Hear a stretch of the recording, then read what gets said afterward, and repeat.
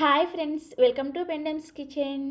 ఈరోజు వీడియోలో road side tiffin బండ్ల మీద అప్పటికప్పుడు ప్రిపేర్ చేసే మైసూర్ బోండాని, అలాగే ఈ మైసూర్ బోండాకి కాంబినేషన్గా టేస్టీ చట్నీని ఎలా ప్రిపేర్ చేసుకోవాలో చూపించబోతున్నాను. వీడియోని స్కిప్ చేయకుండా చివరి వరకు చూసి తప్పకుండా ఈ ఇన్స్టంట్ మైసూర్ బోండా రెసిపీని మీరు కూడా ఒక్కసారైనా సరే ట్రై చేసి చూడండి. ఇక్కడ మీకు మైసూర్ బోండా చూస్తుంటే ఇప్పుడే తినాలనిపిస్తుంది కదా.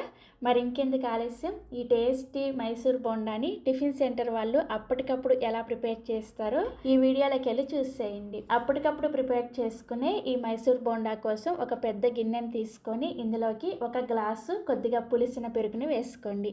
పులిసిన పెరుగు అయితే ఈ మైసూర్ బోండాలు టేస్టీగా ఉంటాయి. ఒకవేళ మీ దగ్గర పులిసిన పెరుగు లేకపోతే కమ్మటి పెరుగు అయినా సరే వేసుకోండి. కమ్మటి పెరుగు వేసుకునే వాళ్ళు ఏం చేయాలో నేను బోండాలు వేపేటప్పుడు చెప్తాను. తర్వాత ఇందులోకి రుచికి సరిపడా ఉప్పుని, అలాగే ఒక చిన్న టీ స్పూన్ అంతా వంట సోడాని, 2 టేబుల్ స్పూన్ల నూనెని వేసుకొని బాగా కలుపుకోండి. ఇలా విస్కర్తో కలుపుకున్నారంటే మనకి పెరుగంతా కూడా చక్కగా క్రీమీగా అవుతుందన్నమాట. పెరుగులో ఎక్కడా కూడా ఉండలు గడ్డల్లాగా లేకుండా బాగా స్మూత్గా వచ్చేటట్లుగా కలుపుకోవాలి. చూసారా, పెరుగంతా కూడా ఇలా బాగా బీట్ చేసుకున్న తర్వాత ఇప్పుడు ఇందులోకి మీరు ఏ గ్లాస్తో అయితే పెరుగును తీసుకున్నారో అదే గ్లాస్ తోటి ఫస్ట్ ఒక గ్లాసు మైదా పిండిని వేసుకోండి. మీకు ఒకవేళ మైదా వేసుకోవడం ఇష్టం లేకపోతే గోధుమ పిండి అయినా సరే వేసుకోవచ్చు. బట్ టిఫిన్ సెంటర్స్ వాళ్ళు మాత్రం 100% ఈ మైసూర్ బోండాని ఇలా మైదాతోనే ప్రిపేర్ చేస్తారనమాట. నేను కూడా ఈరోజు టిఫిన్ సెంటర్ వాళ్ళు ప్రిపేర్ చేసే విధంగా మైదా వేసుకొని ప్రిపేర్ చేస్తున్నాను. నెక్స్ట్ ఇందులోకి 2 టేబుల్ స్పూన్ల వరకు పులిసిన ఇడ్లీ పిండిని వేసుకోండి. అప్పటికప్పుడు ప్రిపేర్ చేసుకునే మైసూర్ బోండాలో టిఫిన్ సెంటర్ వాళ్ళు ఇలా కొంచెం ఇడ్లీ పిండిని కలుపుతారనమాట. ఇలా కొంచెం ఇడ్లీ పిండిని కలపడం వల్ల మైసూర్ బోండా పైన క్రిస్పీగా అలాగే చాలా టేస్టీగా వస్తుంది. తప్పకుండా వేసుకోండి. ఇలా మైదాని అలాగే ఇడ్లీ పిండిని వేసుకొని చేత్తోనే బాగా ఎక్కడా కూడా ఈ పిండి ఉండలు కట్టకుండా వచ్చేటట్లుగా బాగా బీట్ చేసుకుంటూ కలుపుకోవాలి. ఒకవేళ మీకు పిండి కొంచెం పలచన అనిపిస్తే మధ్య మధ్యలో 1 టేబుల్ స్పూన్ దాకా మైదా వేసుకుంటూ కలుపుకోవచ్చు. మైదా పిండి ఇంతే పడుతుందని ఏం చెప్పలేము. 1 గ్లాస్ పెరుగుకి 1.25 గ్లాసుల వరకు మైదా పడుతుంది. చూసుకుంటూ ఫస్ట్ ఒక గ్లాసు వేసి కలుపుకున్న తర్వాత 2 టేబుల్ స్పూన్ల మైదా వేసుకుంటూ పిండిని కలుపుకోండి. సో మొత్తానికి పిండిని ఈ కన్సిస్టెన్సీలో రెడీ చేసుకొని రెడీగా పక్కన పెట్టేసుకోండి. ఇప్పుడు మనం చట్నీని ప్రిపేర్ చేసుకుందాము. చట్నీ కోసం స్టవ్ మీద ఇలా ఒక ప్యాన్ పెట్టుకొని ఇందులోకి ఒక చిన్న కప్పుతోటి పల్లీలను వేసుకొని ఈ పల్లీలని కలుపుకుంటూ లో టు మీడియం ఫ్లేమ్లోనే పల్లీలు చక్కగా వేగేంత వరకు వేయించుకోండి. హై ఫ్లేమ్లో మాత్రం వేయించుకోవద్దు, చట్నీ టేస్ట్ అంతా కూడా చేంజ్ అయిపోతుంది. చూసారా, లో టు మీడియం ఫ్లేమ్లోనే పల్లీలు ఇలా మంచి రంగు వచ్చేంత వరకు వేయించుకొని ఒక ప్లేట్లోకి తీసుకొని రెడీగా పక్కన పెట్టేసుకోండి. నెక్స్ట్ ఇప్పుడు ఇదే ప్యాన్లోకి ఒక 5-6 పచ్చిమిర్చిని ఇలా సగానికి కట్ చేసుకొని వేసుకొని ఒక 30 సెకండ్ల పాటు ఈ పచ్చిమిర్చిని లో ఫ్లేమ్లో వేయించుకోండి. ఇలా ఒక 30 సెకండ్ల పాటు వేయించుకున్న తర్వాత ఇప్పుడు ఇందులోకి 1 టీ స్పూన్ దాకా నూనెను కూడా వేసుకొని పచ్చిమిర్చి పైన కొంచెం తెల్లగా వచ్చేంత వరకు వేయించుకోవాలి. మనం ముందే నూనెను వేసేసి పచ్చిమిర్చిని వేసుకున్నామంటే పచ్చిమిర్చిలో ఉన్న చెమ్మ వల్ల నూనె పైకి చిట్లుతుందనమాట. అందుకని ఫస్ట్ పచ్చిమిర్చిని కొద్దిగా వేయించుకున్న తర్వాత ఇలా నూనెను వేసుకొని చూసారా, ఇలా తెల్లగా వచ్చేంత వరకు పచ్చిమిర్చిని వేయించుకొని ఒక గిన్నెలోకి తీసుకొని రెడీగా పక్కన పెట్టేసుకోండి. నెక్స్ట్ నేను ఇదే ప్యాన్లో చట్నీ కోసం తాలింపు కూడా పెట్టేసుకుంటున్నాను. తాలింపు కోసం 1 టేబుల్ స్పూన్ నూనెను వేసుకొని వేడి చేసుకొని ఇందులోకి 1/2 టీ స్పూన్ చొప్పున ఆవాలు, మినపగుళ్ళు, పచ్చిశనగపప్పు అలాగే జీలకర్ర ఈ పోపు దినుసులను వేసుకోండి. నెక్స్ట్ ఇందులోనే ఒక ఎండుమిర్చిని అలాగే కొద్దిగా కరివేపాకును కూడా వేసుకొని తాలింపుని ఇలా లో ఫ్లేమ్లోనే చక్కగా ఫ్రై చేసేసుకొని స్టవ్ ఆఫ్ చేసేసి రెడీగా పక్కన పెట్టేసుకోండి.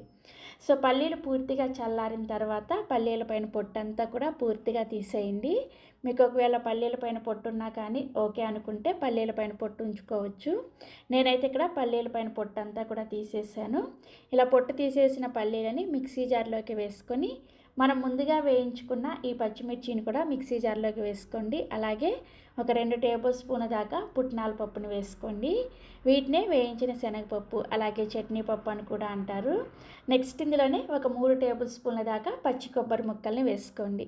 ఈ చట్నీ కోసం ఖచ్చితంగా పచ్చి కొబ్బరి అయితేనే టేస్ట్ బాగుంటుంది. అలాగే రుచికి సరిపడా ఉప్పును కూడా వేసేసుకొని చట్నీని గ్రైండ్ చేసుకోవడం కోసం అవసరమైన నీళ్ళని కొద్దిగా వేసుకుంటూ చట్నీని కొంచెం లైట్గా బరకగా ఉండేటట్లుగా గ్రైండ్ చేసుకోవాలి.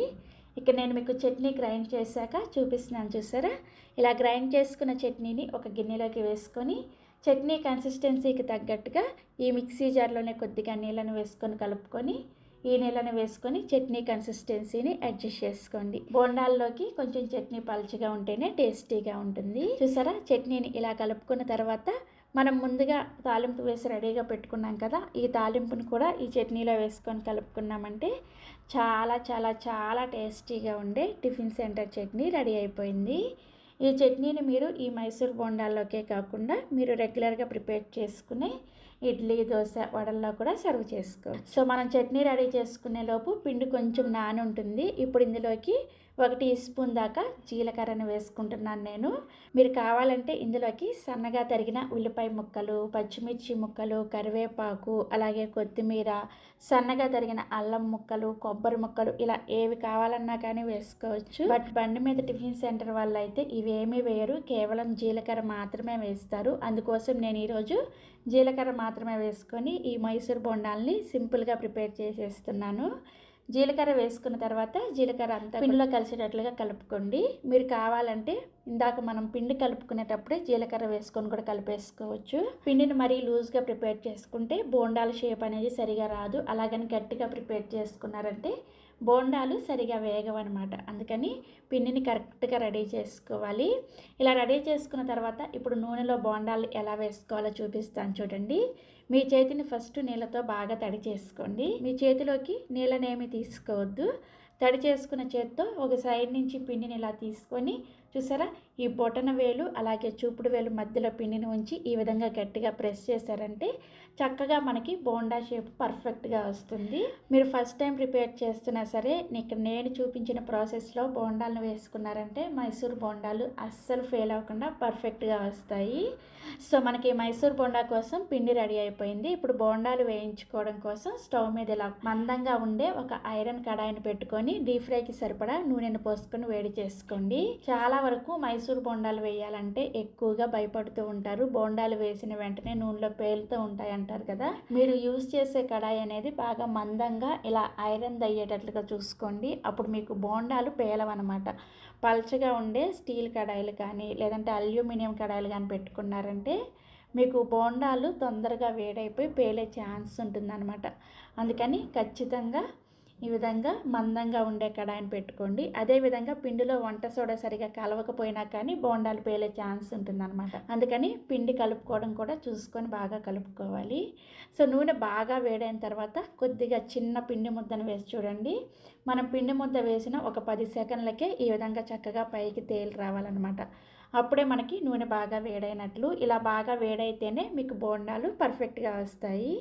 నూనె ఇలా బాగా వేడైన తర్వాత ఇందాక నేను చూపించినట్లుగానే బొటన వేలు చూపుడు వేలు మధ్యలో ఇలా పిండి పెట్టుకొని ఈ విధంగా ప్రెస్ చేశారంటే చక్కగా మనకి బోండాలు రౌండ్ షేప్లో వస్తాయి. కడాయికి సగం వరకు మాత్రమే బోండాలను వేసుకొని ఫ్రీగా ఉండేటట్లుగా బోండాలు వేసేసుకొని ఫ్రై చేసుకోండి. బోండాలని ఖచ్చితంగా మీడియం ఫ్లేమ్లోనే వేయించుకోవాలి. లో ఫ్లేమ్లో వేయించుకుంటే నూనెని పీల్చేస్తాయి. హై ఫ్లేమ్లో వేయించుకున్నారంటే పైన రంగు వచ్చేసి లోపల పిండి ముద్దలాగా ఉంటుందన్నమాట. అందుకని మీడియం ఫ్లేమ్లోనే ఇలా రౌండ్గా తిప్పుకుంటూ వేయించుకోండి. ఇందాక నేను పుల్లటి పెరుగు లేని వాళ్ళు కమ్మటి పెరుగు వేసుకుంటే ఏం చేయాలో చెప్తానని చెప్పాను కదా. కమ్మటి పెరుగు వేసుకునే వాళ్ళు పిండిని ఒక 2 గంటల సేపు పక్కన పెట్టుకోండి. అలా ఒక 2 గంటల సేపు నానబెట్టుకున్నారంటే మీకు చక్కగా బోండాలు టేస్టీగా వస్తాయి. అదే పుల్లటి పెరుగు వేసుకునే వాళ్ళైతే ఇన్స్టెంట్గా అప్పటికప్పుడు ప్రిపేర్ చేసేసుకోవచ్చు. సో ఇలా చక్కగా బోండాలు ఒక 50% వేగిన తర్వాత ఒక గిన్నెలోకి తీసుకొని పక్కన పెట్టుకోండి. ఇదే విధంగా మిగిలిన పిండితో కూడా బోండాలు వేసుకొని అన్నింటినీ కూడా ఒక 50% వేగేంత వరకు మాత్రమే వేయించుకొని గిన్నెలోకి తీసుకొని మళ్ళీ నూనెని ఒక 2 నిమిషాల పాటు వేడి చేసుకొని ఆ తర్వాత మిగిలిన 50% వరకు ఈ బోండాలని డబుల్ ఫ్రై చేసుకోవాలి. రోడ్ సైడు టిఫిన్ బండి మీద కానీ హోటల్స్లో కానీ ఇలా డబుల్ ఫ్రై చేస్తారనమాట. ఇలా చేయడం వల్ల బోండాలు ఎక్కువసేపు మనకి క్రిస్పీగా ఉంటాయి అన్నమాట. అందుకని ఈ విధంగా 2 టైమ్స్ ఫ్రై చేసుకోవాలి. సో చక్కగా ఈ విధంగా గోల్డెన్ బ్రౌన్ కలర్ వచ్చేంత వరకు ఫ్రై చేసుకున్న తర్వాత వీటిని సర్వింగ్ ప్లేట్లోకి తీసేసుకొని మనం ప్రిపేర్ చేసిన ఈ టిఫిన్ సెంటర్ చట్నీతో సర్వ్ చేసేసుకోండి. ఇక నేను మీకు ఒక బోండాని చూపిస్తున్నాను చూసారా, పైన క్రిస్పీగా లోపల చక్కగా గుల్లగా చాలా అంటే చాలా పర్ఫెక్ట్గా వస్తాయి. తప్పకుండా మీరు కూడా ఈ ఇన్స్టాంట్ మైసూర్ బోండా రెసిపీని ట్రై చేసి చూడండి. ట్రై చేస్తారు కదా, ట్రై చేసిన తర్వాత మీ ఫీడ్బ్యాక్ని నాతో షేర్ చేసుకోవడం అస్సలు మర్చిపోవద్దు. అలాగే మరిన్ని Emmy tasty and hotel secret breakfast recipes కోసం వెంటనే మన పెండెంట్స్ కిచెన్ని సబ్స్క్రైబ్ చేసుకోండి. Thank you.